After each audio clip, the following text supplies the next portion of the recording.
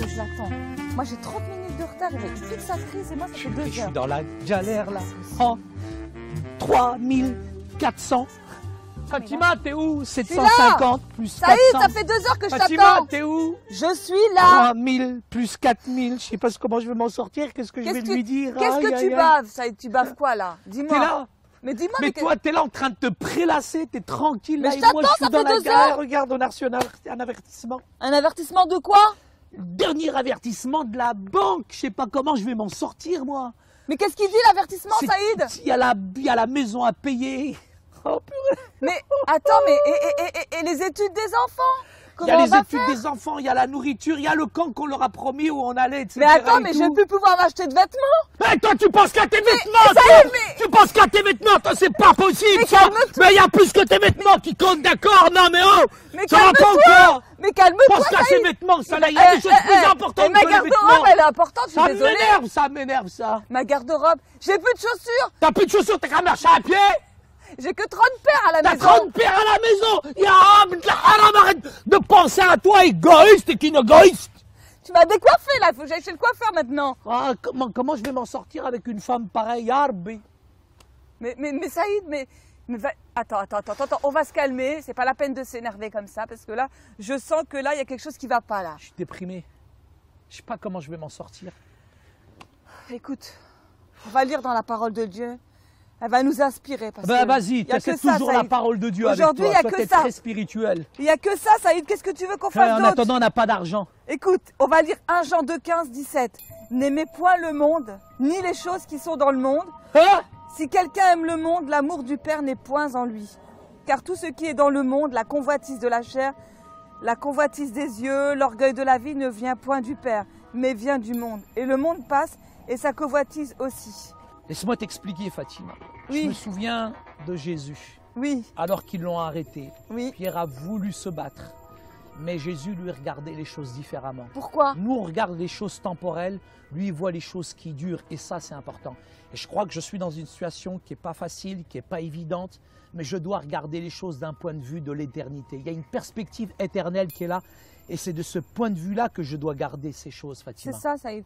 Parce que si on s'en tient à ce qu'on vit aujourd'hui, c'est catastrophique. On n'a plus rien, on n'a plus d'argent. Mais finalement, Saïd, notre vie, quand même, toute notre vie, on l'a basée sur Dieu.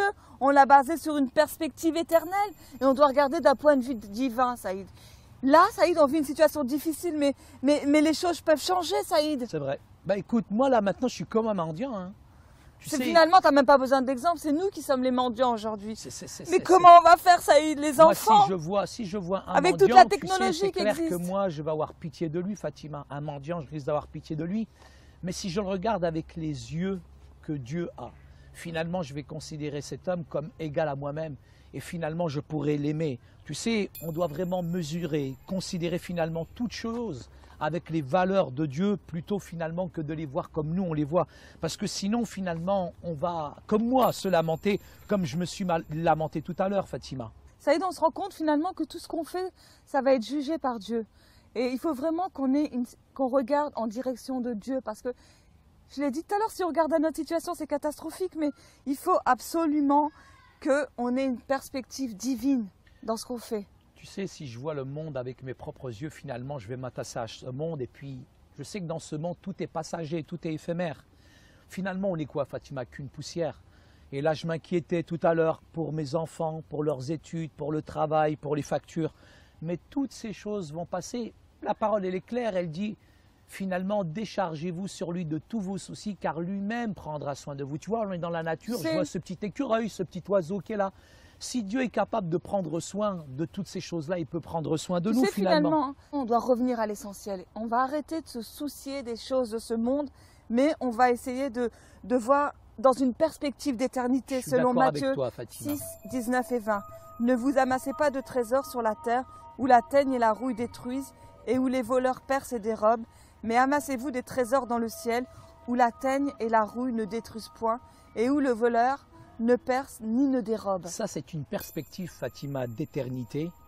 Au lieu de m'amasser des trésors sur cette terre, je vais commencer à mieux réfléchir. Au lieu de me concentrer, de me replier sur moi-même, je vais commencer à travailler pour l'avancement du royaume de Dieu, Fatima. J'étais tout à l'heure anxieux, j'étais déprimé, etc.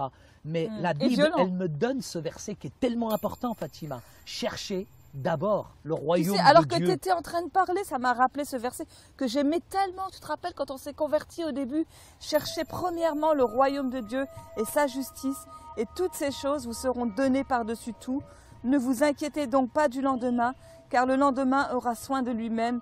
À chaque jour suffit sa peine. Ça, c'est la perspective d'éternité, Fatima. Évidemment, penser, ça veut dire que finalement, je m'inquiète, je m'agite pour tellement de choses, mais Dieu est capable de prendre soin de moi, de toi, des enfants, Fatima. Pourquoi on s'agite comme ça, finalement? On s'agite parce que finalement, on pense que notre récompense, elle est sur cette terre, mais on ne doit pas oublier que notre récompense, elle est céleste. C'est vrai.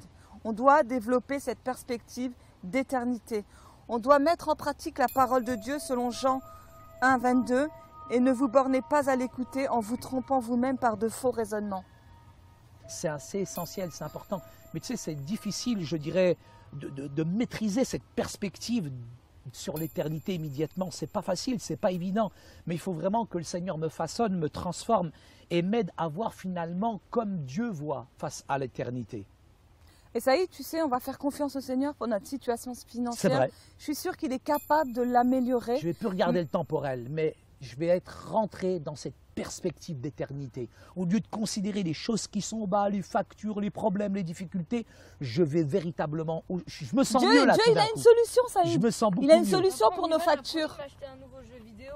Un jeu vidéo? Il y a c'est cher un jeu vidéo. Oh. Elle veut aller faire du shopping, Saïd. Rendez-vous chez le coiffeur dans 10 minutes.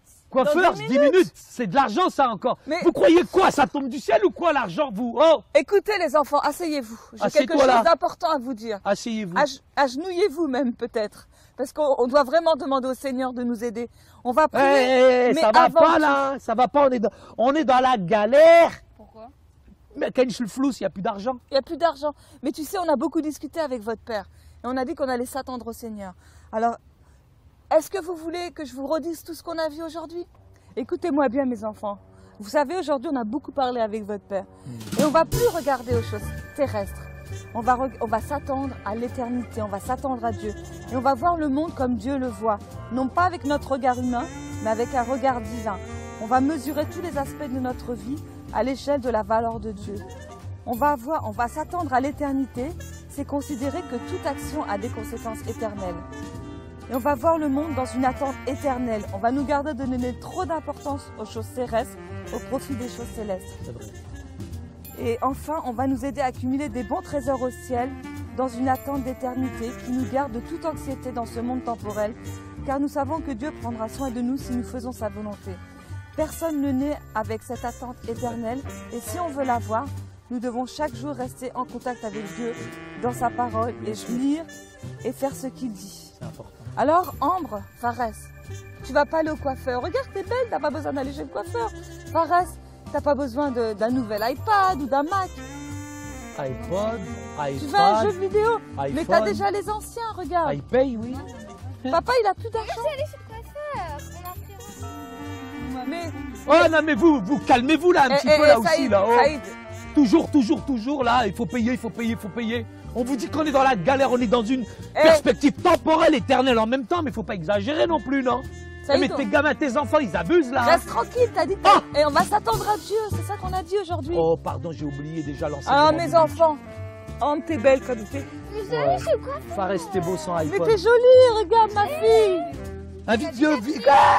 À ton âge, j'en avais même pas quand j'étais petit. Ça y est, j'ai une idée. On va aller au coiffeur par la foi. On y va par la foi.